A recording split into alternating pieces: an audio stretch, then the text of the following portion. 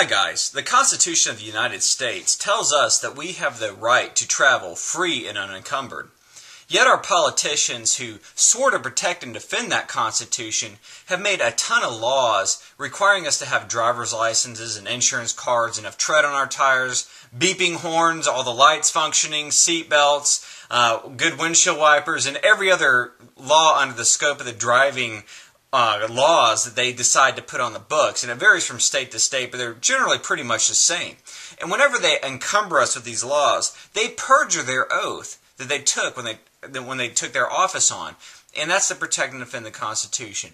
They commit a felony every time they make a law that encumbers the people of the United States of America. And this makes them a bunch of felons and they vacate their office, but I don't want to cover that. I just want to tell you that basically these politicians have chosen to take safety over liberty and freedom, which Benjamin Franklin says they deserve neither freedom nor liberty. And I completely agree with Benjamin Franklin. But that's kind of beside the point.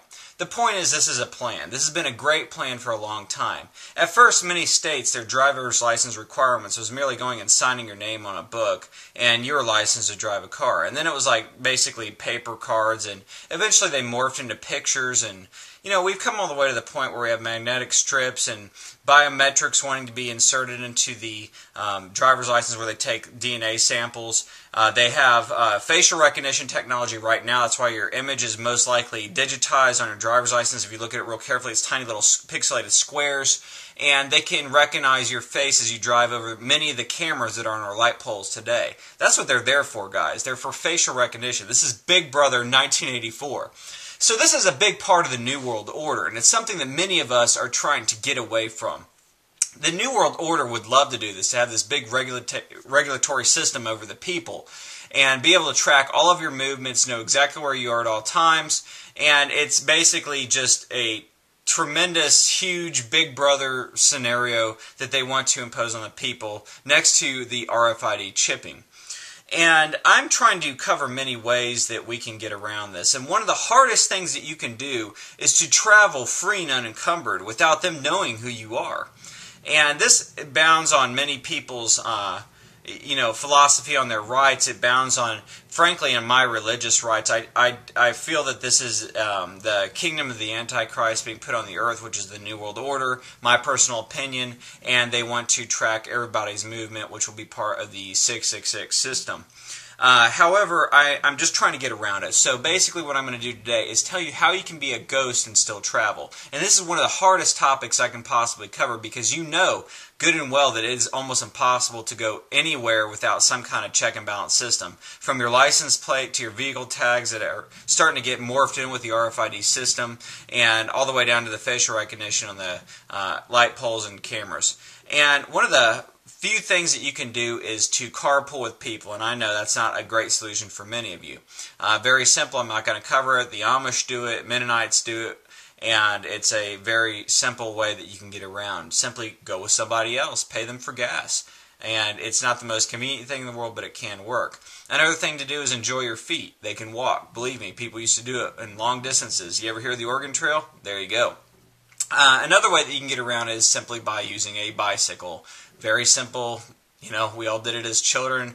It's been a long time for many of us, but, you know, bicycles do get you far. And with the many speeds that they have, they're quite easy to pedal. You can get those hybrid, both on-road and off-road bikes if you don't have sidewalks near you, and you can simply switch gears and make it an easy ride for yourself. But I want to cover something a little bit more handy for most of us, because pedaling is not the most fun thing, especially if you got to go, you know, on a 20-mile journey or something like that. And there's something out there called an electric bike. And there's many impressive and unimpressive videos here on YouTube that show these electric bikes going up and down the road. But some of these videos are really striking to me, because these people actually have the motors of the electric bike installed inside of the hub on the back wheel, where it doesn't even look like it's a motorized bike, and they keep their batteries in a backpack that they wear as they're going. And these bikes, I kid you not, go about 45 miles an hour. I'll post some videos down here in my information box of some of these people, and they are just hauling down the road, almost like a well-powered moped. 45, maybe 50 miles an hour on some of these bikes. And I'm real impressed by them. And they have a range of about around 15, 20 miles per charge, depending on how good your batteries are. And I've been thinking about that a lot. I've been thinking about doing the electric bike system because you'd be virtually anonymous. You wouldn't have to have a driver's license. I'll cover that in another video because there's many things to do with the driver's license. And you could easily wear a cap and sunglasses and while you're on one of these bikes, and you'd probably want that anyway because you'd have so much wind in your face and bugs smacking in the eyeballs. For any of us that have ridden motorcycles, we know what that's like. You'd be pretty much anonymous going down the road. And these bikes, you have to have a different mentality when you buy one of them because they have some cheaper versions that go 15, 20 miles an hour, and they're just fine if you just want to go that slow. And actually on a bicycle, that feels pretty quick. But 15, 20 miles an hour, that'll run you around $500. If you want one of these things that go around 1,500, or that go around 50 miles an hour, they're about $1,500 once you get through with all the batteries and the high-power motors and the accessories that go with that. And they look very inconspicuous because they pretty much look like a bicycle. The $500 mainstream electric bikes, they do have a motor on the back, and some local governments might get a little pissy about that because they want to classify some of them as a moped. But these ones are the hub, where the motor is actually built in the hub, and these are permanent magnet motors.